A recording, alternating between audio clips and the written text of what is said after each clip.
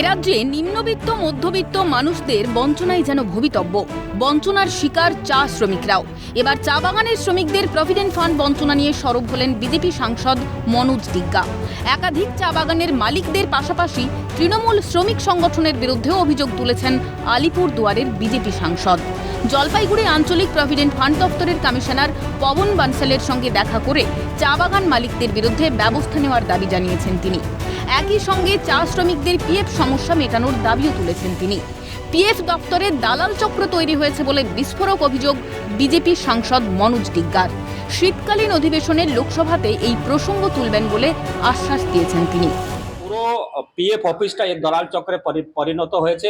এইখানে কিছু অসাধু অফিসাররা আছে, কিছু স্টাফরা আছে যারা দালালদের সাথে মিলেমিশে শ্রমিকরা যারা 58 বছর 60 বছর পিএফ এর বাগানে কাজ করেছে, রোদ্রে বৃষ্টিতে ঝড় বৃষ্টিতে সাপ এগুলো করে নিয়ে তার পিএফ এর টাকাগুলো এখান থেকে যারা কিছু অসাধু স্টাফরা এখানে আছে, অফিসাররা কিছু আছে, তারা দালালদের সাথে মিলে গরিব মানুষের পিএফ এর টাকা তুলে খেয়ে দিচ্ছে।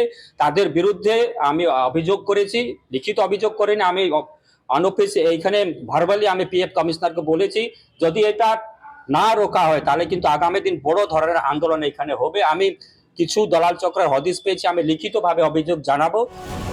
যদিও বিষয়টি নিয়ে শুরু হয়েছে রাজনৈতিক চাপানুতর। বিজেপি সাংসদের অভিযোগকে উড়িয়ে দিয়ে পাল্টা কেন্দ্র সরকার এবং পিএফ দপ্তরের বিরুদ্ধে অভিযোগে সরব তৃণমূল নেতৃত্ব। আর পিএফ যে আপনার যারা বঞ্চিত হচ্ছে তাদের জন্য পশ্চিমবঙ্গ সরকার এবং আমাদের তৃণমূল কংগ্রেসের যে ইউনিয়নগুলো আছে তারা বরাবরই চান যারা বাগানে কাজ করেন সেই দরিদ্র অসহায় মানুষগুলো যাতে পিএফ পায়। এর সাথে তৃণমূল কংগ্রেসের বা আমাদের শাসক দলের কোনো নেতাকর্মীর এর সাথে কোনো যোগ নেই। উনি যে অভিযোগটা করেছেন পিএফ অফিসটা সেন্ট্রাল গভর্নমেন্টের এবং পিএফ সেন্ট্রাল গভর্নমেন্ট থেকেই দেয়, কারণ ওনার তো দলের তো কোনো সংগঠন নেই। ওনার দলের যে সংগঠনটা আছে সেটা হচ্ছে মাননীয় জন বার্লার হাতে আছে। তা জন বার্লার নিজেও পছন্দ করেন না ওনাকে, উনিও ওনাকে পছন্দ করেন না। ওনাদের সংগঠন নেই, হতাশ হয়ে এই সমস্ত কথা বলছেন। তো পিএফ দপ্তরটা দেখেন হচ্ছে কেন্দ্রীয় সরকার, আর চা বাগানের আইনটাও চলে কেন্দ্রীয় আইন অনুযায়ী চলে। টি বোর্ড দেখেন। স্বাভাবিকভাবে আমি মনোজ টিগ্গাজিকে বলবো, আপনি এখন সাংসদ হয়েছেন, ইতিপূর্বে আপনার দলেরই সাংসদ এবং মন্ত্রী ছিলেন জন বার্লা। আপনারা অনেক বলেছিলেন যে চা বাগানের শ্রমিকদের জন্য আপনাদের প্রধানমন্ত্রী নরেন্দ্র মোদীজি 1000 কোটি টাকা দেবে, উত্তরবঙ্গের চা শ্রমিকদের আপনারা ধোঁকা দিয়েছেন। সামনে বিধানসভা নির্বাচন আসছে আর একটা বছর পরে, তাই একটু বাজার গরম করবার জন্য আপনারা এই সমস্ত কথা বলে বেড়াচ্ছেন। তবে এই ঘটনায় তৃণমূলের যোগ নেই বলে দাবি ইন্ডিয়ান টি প্ল্যান্টার্স অ্যাসোসিয়েশনের উপদেষ্টার। এ ধরনের কিছু শুনিনি বা এটা কতটা বাস্তব আমার ধারণা নেই, কারণ প্রভিডেন্ট ফান্ড একটা ডিপার্টমেন্ট এবং তার সাথে এমপ্লয়ারের একটা রিলেশন আছে। প্রভিডেন্ট ফান্ডের টাকাটা সঠিকভাবে জমা দেওয়া, সঠিকভাবে জমা না দিলে তার অনেক কিছু প্রভিশনও আইনে আছে।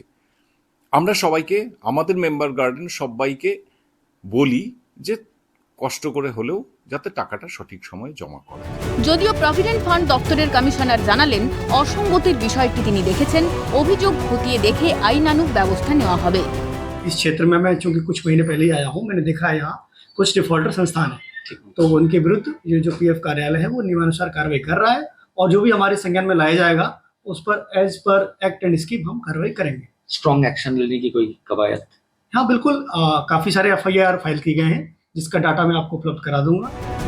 যদিও নিজে চা শ্রমিকের সন্তান হওয়ার কথা জানিয়ে বিজেপি সাংসদের দাবি চা শ্রমিকদের পিএফ বঞ্চনার বিরুদ্ধে লড়াই জারি থাকবে। লোক দেখানোর জন্য পিএফ অফিস অভিযান করে, লোক দেখানোর জন্য করে, কিন্তু আমরা মনের থেকে, আমি যেহেতু আমি নিজে একজন চা বাগানে থাকি, চা বাগানের শ্রমিকের ছেলে, ফলে যে কেউ পিএফ এর টাকা মেরে চলে যাবে কোনো মালিক, এটা হতে পারে না। কোনো দালাল চক্র যে পিএফ এর টাকা মেরে চলে যাবে এটা হতে পারে না। আগামী দিন শক্তপোক্ত ভাবে যে মালিক পিএফ এর টাকা জমা দিচ্ছে না তার বিরুদ্ধে আমরা লড়াই করবো এবং যারা দালাল চক্রে জড়িত আছে তাদের সাথে আমরা লড়াই করব। মানে সাংগঠনিক তরফ থেকে, ইউনিয়নের তরফ, যে শাসক দল যে ভূমিকা পালন করা উচিত ছিল সে নিজে ভূমিকা পালন করছে না, তাই তাদের কাছ থেকে আশা করা মানে কোনো লাভ নেই।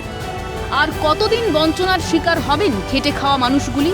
আদৌ কি মিটবে চা শ্রমিকদের পিএফ বিভ্রাট? কোন পথে মিলবে সুরাহা?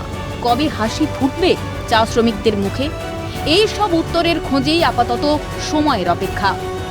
জলপাইগুড়ি থেকে তিতাস পালের রিপোর্ট, ক্যালকাটা নিউজ।